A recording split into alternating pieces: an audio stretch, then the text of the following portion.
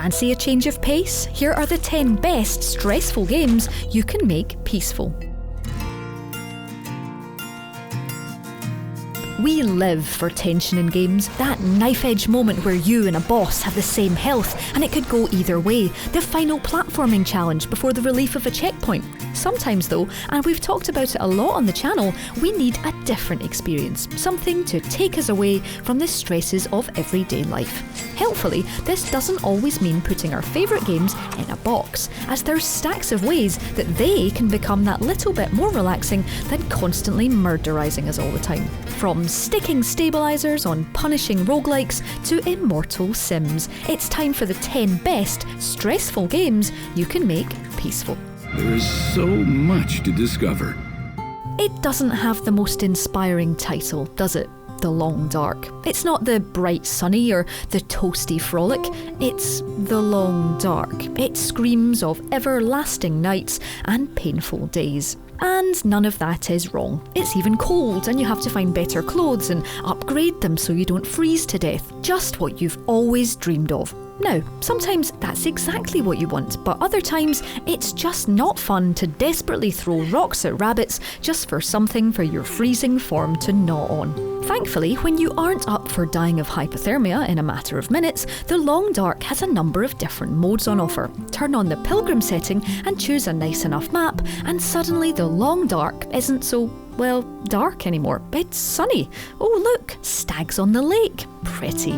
Plus, in this particular setting, wolves even run past instead of making you their drive-through Happy Meal equivalent. You still have meters to fill, but things are significantly less challenging and survival is that little bit more zen. Phew. Perfect. So No Man's Sky is already on our favourite stress-free games list, but it's important to note that that's only when you play in creative mode. This instant relaxation tool removes the eternal grind for resources to power your ship and keep your health high, and hands you everything you'd ever need to be an eternal infinite space traveller. Gone are your worries about finding just the right elements to make sure you can take off and, breathe, and instead you can just head out into the endless universe of No Man's Sky and take in the sights. If you aren't worried about achievements and just want to see exactly how beautiful this procedurally generated world can be, this is the only way to play this space sim. Grab your favourite ship. It's time to listen to a podcast. Or 6. It would be wrong to say that Soma, in any form, is entirely relaxing and not just packed full of existential dread. However, Frictional Games has released a story mode to make sure that those who don't want to be consistently murdered by terrifying monsters can turn off that particular function. The aforementioned horror fests are still present, but not nearly as deadly, letting you explore this underwater technological nightmare at your own pace. Soma isn't actually alone in making horror a little more palatable to let you take in beautiful worlds without worrying about imminent death. Red Barrel's Outlast 2 has a story mode function not dissimilar to Soma. There are still some chases, important for narrative reasons, but the cat and mouse function has been toned down somewhat to let you make your way through the story at your own pace without meeting the game over screen every 5 seconds. Go tell the others! Don't worry, I haven't just included this because all my lists should have at least one person wearing a hood. Assassin's Creed Origins is actually an entry on our other relaxing games list, but that's all down to its discovery mode where you can basically make Egypt your very own natural history museum. But if you don't want your tombs to be full of digital tour guides, there's another way to make Bayek's adventures a little bit more peaceful, and that's the Animus control panel. Hopefully coming to AC Odyssey too, this god tool means you can tinker with this playable memory MacGuffin as much as you like. Officially known as hacking the Animus, this lets you control everything about Egypt. Not only can you switch to control Aya, you can play with the day-night cycle, fire damage, and even turn on unlimited arrows. You can even switch on Insta-Assassinate to make yourself pretty much unkillable. What's more stress-free than that? Oh, and that. Hospitals are taxing, especially when it's only you running the place and people keep coming in with light bulbs instead of heads and kitchenware fastened to their skulls. 2 Point Hospital, that Matt and I have happily let's played previously, is brilliant. but there's an excellent way to make things that little bit more relaxing. Welcome to Sandbox Mode. This was added a few months after release and basically cures all of those anxiety-inducing ills of the main game. Sandbox Mode lets you choose your goals as a glorious healthcare establishment, but also fill your pockets with cash and this special item currency of kudos. Of course you want pug paintings in all of your operating rooms, right? Sandbox Mode really makes a huge difference, so whether you want endless clowns or barely any patients at all, it's all up to you. Ah, what a nice reduction in blood pressure. Doctor to Pan's lab, please. Even thinking about Don't Starve is disquieting. A randomised world that wants you well and truly dead, Clay's creation is a murder party where you're always guaranteed a place on the guest list. But it doesn't always have to be this way. Some people might say that the constant knot in their stomach and bloodshot eyes is exactly why they play, and that's fine. Sometimes though, it's okay to do what the characters of Game of Thrones wish they could do and just turn off winter. Sometimes it's okay to add more eternal daytime. In fact, sometimes it's absolutely fine to turn on as many items in the settings that will let you explore this Burton-esque world to the fullest. Seas of berries, endless flowers, carrots galore. Bear in mind though that while it might not tick over into darkness, just because you've got lots of items doesn't mean that, well, things like this won't happen. Yep, Don't Starve always wants to turn you to dust. I love the Binding of Isaac in a way that means I should probably not be able to be within 50 feet of the game without a responsible adult present. Personally, I play it to be stressed, to be eternally on the edge of my seat, wondering if the next room will be my last. But that's not always what we need, and there's a perfect way to make this tier-based horror fest a lovely, feces-covered comfort blanket, and that's the not-to-be-sniffed-at seed section.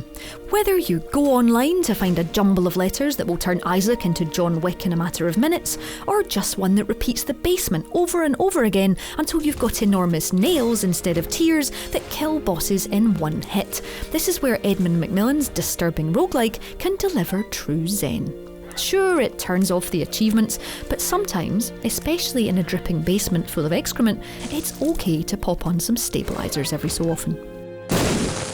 The better The Sims gets at aping real life, the more stressful it gets. Hopes, dreams, ambitions, unemployment, aging. It's all here in The Sims 4. If you don't want your Sims to check in with Mr. Hooded Mortality himself, death, then you're going to have to turn off aging. There are even 2 settings hidden in the options menu. One will mean that the family you're playing with won't age, while the other needs to be turned on to make sure that the other inhabitants of your town aren't going to shuffle off the mortal coil when you're not looking. No one wants to click on a house and find everyone they once knew gone. Then, for the other stresses, well, once you've turned off the laws of nature, it's time to turn on unlimited money. Motherload anyone? Ah, that's so much better. Just don't get too sad when you can't press Ctrl Shift and C IRL. Minecraft is scary. Don't let anyone tell you otherwise. If another human being scoffs and mocks you saying that Minecraft is for kids, then they truly haven't had the pleasure of hearing creepers, spiders and all kinds of horrific creatures lurking on the other side of a mere wooden door. They don't know what it's like to mine at night, with the groans echoing through pitch-black caverns armed only with a mere torch. You do. Therefore, you know that switching to creative mode is exactly how to make all the horror stop in its shuffling tracks. Not only do you have unlimited everything, creative mode even lets you fly, so there's no more losing sight of home when you go out adventuring.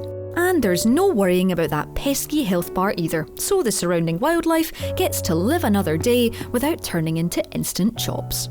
Not bad.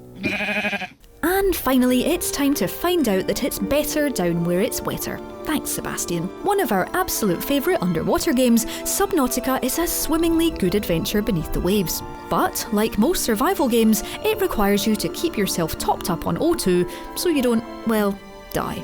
Freedom mode, on the other hand, doesn't require any of that nonsense and has decided to look after pesky jobs like oxygen production so that you can just get on with building a base with unlimited craftables. You don't even need to worry about food, which isn't even that hard to find in the main game. You could say that you can wave goodbye to all your worries and just say hello to building the ultimate underwater constructions, or even just go for a nice swim and take in the sights. Well, that seems like a good place to finish. Get it, Finn? Oh, never mind.